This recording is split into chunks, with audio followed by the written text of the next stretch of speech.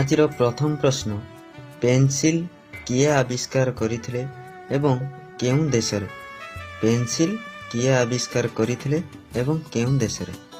ଉତ୍ତରଟି ହେଲା pencil Alexander Fleming ଆବିଷ୍କାର କରିଥିଲେ ଇଂଲଣ୍ଡରେ। ପେନ୍ସିଲ୍ ଆଲେକ୍ଜାଣ୍ଡାର ଫ୍ଲେମିଂ ଆବିଷ୍କାର କରିଥିଲେ ଇଂଲଣ୍ଡରେ। ଆଜିର ଦ୍ୱିତୀୟ ପ୍ରଶ୍ନ, ସାବୁନ କିଏ ଆବିଷ୍କାର କରିଥିଲେ ଏବଂ କେଉଁ ଦେଶରେ? ସାବୁନ କିଏ ଆବିଷ୍କାର କରିଥିଲେ ଏବଂ କେଉଁ ଦେଶରେ? ଉତ୍ତରଟି ହେଲା ବାରସଚ ସାବୁନ ଆବିଷ୍କାର କରିଥିଲେ ଏବଂ ଜର୍ମାନୀରେ। ବାରସଚ ସାବୁନ ଆବିଷ୍କାର କରିଥିଲେ ଜର୍ମାନୀରେ। ଆଜିର ତୃତୀୟ ପ୍ରଶ୍ନ, ବିଦ୍ୟୁତ ବ୍ୟାଟେରୀ କିଏ ଆବିଷ୍କାର କରିଥିଲେ ଏବଂ କେଉଁ ଦେଶରେ? ବିଦ୍ୟୁତ ବ୍ୟାଟେରୀ କିଏ ଆବିଷ୍କାର କରିଥିଲେ ଏବଂ କେଉଁ ଦେଶରେ?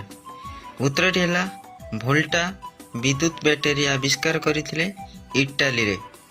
ଭୋଲ୍ଟା ବିଦ୍ୟୁତ ବ୍ୟାଟେରୀ ଆବିଷ୍କାର କରିଥିଲେ ଇଟାଲୀରେ। ଆଜିର ଚତୁର୍ଥ ପ୍ରଶ୍ନ, ଟାୟାର କିଏ ଆବିଷ୍କାର କରିଥିଲେ ଏବଂ କେଉଁ ଦେଶରେ? ଟାୟାର କିଏ ଆବିଷ୍କାର କରିଥିଲେ ଏବଂ କେଉଁ ଦେଶରେ? ଉତ୍ତରଟି ହେଲା ଡନଲପ୍ ଟାୟାର ଆବିଷ୍କାର କରିଥିଲେ ଆୟର୍ଲାଣ୍ଡରେ। ଡନଲପ୍ ଟାୟାର ଆବିଷ୍କାର କରିଥିଲେ ଆୟର୍ଲାଣ୍ଡରେ। ଆଜିର ପଞ୍ଚମ ପ୍ରଶ୍ନ, ଗ୍ୟାସ୍ ମେଣ୍ଟାଲ କିଏ ଆବିଷ୍କାର କରିଥିଲେ ଏବଂ କେଉଁ ଦେଶରେ?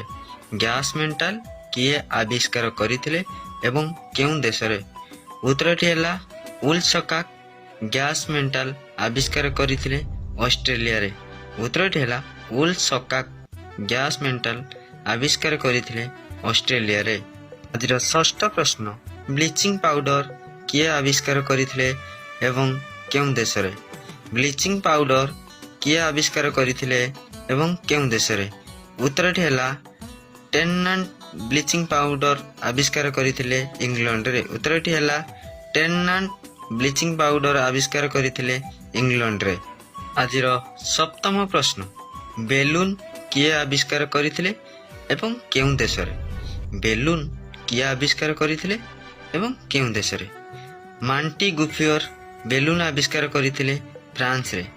ମାଣ୍ଟି ଗୁଫିୟର ବେଲୁନ ଆବିଷ୍କାର କରିଥିଲେ ଫ୍ରାନ୍ସରେ। ଆଜିର ଅଷ୍ଟମ ପ୍ରଶ୍ନ, କାଗଜ କିଏ ଆବିଷ୍କାର କରିଥିଲେ ଏବଂ କେଉଁ ଦେଶରେ? କାଗଜ କିଏ ଆବିଷ୍କାର କରିଥିଲେ ଏବଂ କେଉଁ ଦେଶରେ? ଉତ୍ତରଟି ହେଲା ବାହଲ ଆବିଷ୍କାର କରିଥିଲେ ଇଂଲଣ୍ଡରେ। ବାହଲ ଆବିଷ୍କାର କରିଥିଲେ ଇଂଲଣ୍ଡରେ। ଆଜିର ନବମ ପ୍ରଶ୍ନ ଅଥବା ଆଜିର ଶେଷ ପ୍ରଶ୍ନ, ପୋଲିଓ ଟୀକା କିଏ ଆବିଷ୍କାର କରିଥିଲେ ଏବଂ କେଉଁ ଦେଶରେ? ପୋଲିଓ ଟୀକା କିଏ ଆବିଷ୍କାର କରିଥିଲେ ଏବଂ କେଉଁ ଦେଶରେ? ଉତ୍ତରଟି ହେଲା ଡର୍ ଜୋନେସ୍ ସଲକ୍ ପୋଲିଓ ଟୀକା ଆବିଷ୍କାର କରିଥିଲେ ଇଂଲଣ୍ଡରେ।